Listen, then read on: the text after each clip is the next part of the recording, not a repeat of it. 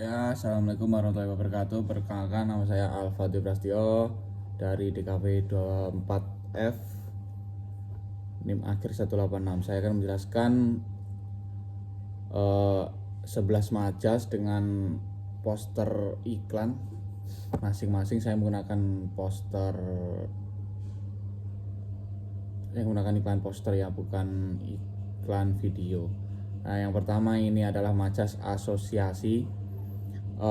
Ini adalah iklan Floridina. Poster produk tersebut termasuk menggunakan majas asoisasi karena terdapat kalimat yang membandingkan atau mengaitkan kesegaran minuman dengan sesuatu yang memiliki sifat serupa. Contohnya itu jeruk asli segarnya pasti, fresh 1 botol setara 2 jeruk, kayak gitu. Oke, lanjut. Yang kedua itu ada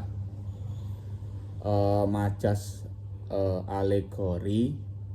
Ini adalah poster majas saya, yaitu poster minuman Pocari, ya benar, Pocari. Poster ini termasuk majas alegori itu karena minuman Pocari Sweet digambarkan sebagai pengganti cairan tubuh yang hilang. Air yang mengalir dari botol menjadi simbol cairan tubuh dan ion yang kembali terisi setelah beraktivitas. Contohnya itu kalimat seperti menggantikan cairan tubuh yang hilang atau jaga tubuh, jaga ion. Gitu, mengandung makna kiasan bahwa minuman tersebut diibaratkan sebagai penolong tubuh, seperti itu. Nah, oke, yang ketiga adalah ini majas metafora. Saya menggunakan poster ini tuh dikarenakan ya dari saya nge-search itu termasuk majas metafora itu karena palet cat biasanya digunakan untuk mencampurkan warna dan seni lukis, sedangkan pada poster ini roti diibaratkan sebagai palet dengan berbagai rasa, keju, selai sebagai catnya. Lalu perbandingan ini dilakukan secara langsung tanpa memakai kata penghubung seperti atau bagi. Kemudian ada juga kalimat in spirit yang sangat kecil, by taste, juga memperkuat makna bahwa rasa makanan diibaratkan sebagai karya seni yang kreatif dan penuh inspirasi. Oke, lanjut. Selanjutnya itu ada majas sinestesia ya. Ini dia majas sinestesia saya. Kenapa saya memilih poster Sukma menjadi majas sinestesia itu karena poster ini mampu menimbulkan kesan emosional dan suasana tertentu yang dapat dirasakan oleh penonton gitu. Lalu dalam majas sinestesia terjadi perpindahan tanggapan antar indera. Misalnya sesuatu yang dilihat dapat menimbulkan rasa takut, dingin, atau tegang. Nah, kemudian poster ini tuh penggunaan warnanya cukup gelap, pencahayaannya redup, cermin retak, kemudian ekspresi wajah tokoh utama menciptakan suasana misterius dan mencengkram, seperti itu. Lanjut ke ini adalah majas personifikasi. Kenapa ini masuk majas personifikasi? Karena poster Kasima Samboja termasuk poster dengan majas personifikasi karena terdapat unsur visual yang menggambarkan benda atau hal tidak hidup seolah-olah memiliki sifat dan kemampuan manusia. Ini seperti buku yang keluar angka-angka aksara Jawa atau angka-angka kuno ini.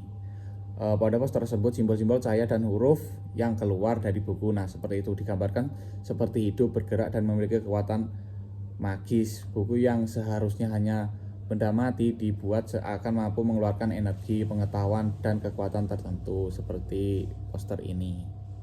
Seperti itu. Lanjut ke majas paradoks. Nah, ini dia poster atau iklan paradoks saya yang saya cari. Poster yang terinspirasi dari Lagi Pula Hidup Akan Berakhir termasuk menggunakan majas paradoks karena menampilkan unsur yang bertentangan tetapi tetap memiliki makna yang saling berkaitan. seperti ini antara kupu-kupu dan teks. Pada poster terlihat perpaduan antara kupu-kupu yang melambangkan keindahan, kebebasan, dan kehidupan dengan bagi tubuh serangga yang tampak rapuh dan gelap sehingga memberikan kesan kematian atau penderitaan. Selain itu, teks masalah masa depan dan aku punya peran juga menunjukkan pertentangan makna. Masalah biasanya identik dengan kesulitan dan beban, sedangkan punya peran menunjukkan semangat, tanggung jawab, dan harapan gitu. Oke, lanjut ke ini dia majas selanjutnya, majas sinisme. Nah, kenapa saya memilih ini poster tersebut ini? Karena poster tersebut termasuk menggunakan majas sinisme itu karena berisi sindiran banget pokoknya, yang tajam dan bernada meremehkan terhadap pihak tertentu gitu. Kayak ini gambar tikus dan ada teks-teks selamat datang di negara para tikus seperti itu. Ini tertuju ke para koruptor ya.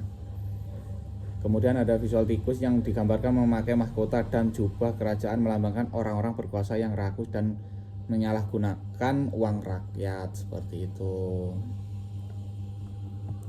Oke, lanjut yang kemudian ada majas ironi. Saya memilih poster korupsi benar tak bisa bicara. Korupsi kebenaran tak bisa bicara. Penjelasannya itu adalah dari saya. Poster tentang korupsi tersebut termasuk penggunaan majas ironi karena menampilkan pertentangan antara harapan dan kenyataan seperti itu. Secara umum, seorang pejabat atau orang berpendidikan seharusnya berbicara jujur dan membela kebenaran. Tetapi pada poster ini mulut tokoh juga justru ditutup dengan uang seperti ini. Gambarnya orang tapi ditutup dengan uang mulutnya. Hal tersebut menyimbolkan bahwa uang membuat seseorang diam dan tidak mengatakan kebenaran seperti itu. Itu adalah majas ironi.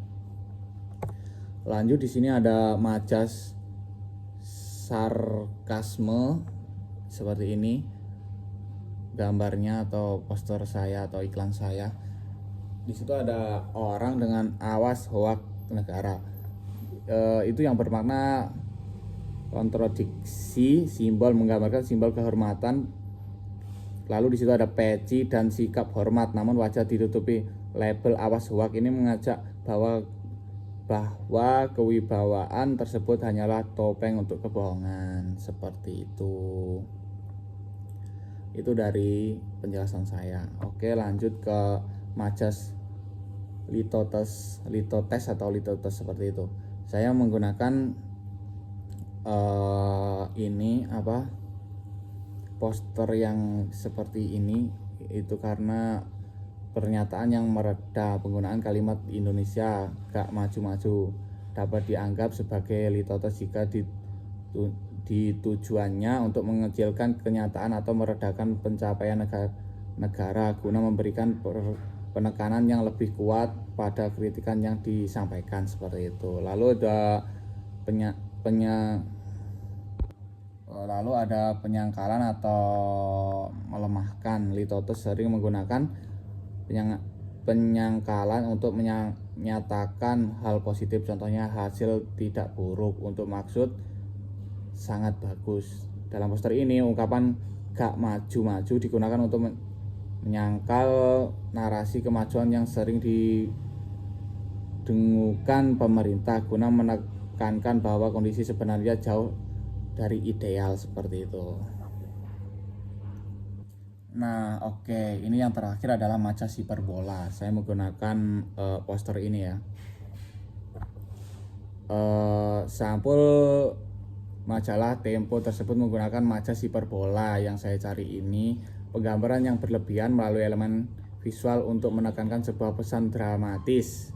Nah, kenapa saya menggunakan poster ini sebagai majas hiperbola itu dikarenakan simbol tikus yang di belakang itu adanya tikus yang keluar dari balik bingkai foto pejabat adalah bentuk hiperbola visual. Tikus sering melambangkan koruptor atau korupsi, menampilkan secara fisik menggerogoti dinding kantor pemerintahan adalah cara berlebihan untuk menunjukkan betapa parahnya kerusakan atau hama korupsi di institusi tersebut, seperti itu.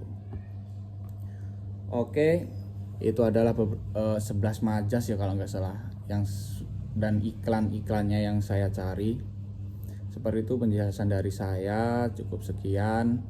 Wassalamualaikum warahmatullahi wabarakatuh.